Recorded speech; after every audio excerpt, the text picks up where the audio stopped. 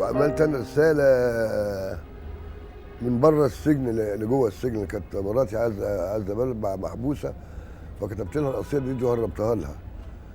حبيبي يا مجرم يا سافل يا دون، يا رب السوابق يا رد السجون، نتنتك معاهم ونمك عليهم، ده زائد جنانك ونعم الجنون، جابولي وجابولك وياما يجيبولنا، لان البلد دي حاكمها القانون، توقع ما بيني وما بين الحكومه، دي برضك حكومه وانا ايش اكون، اديك رحت مرته وهتروح بشرطه وهيفسحوك في جميع السجون، وانا مش حزورك كما كنت فاهم ولا كنت فاهم ولا يحزنون.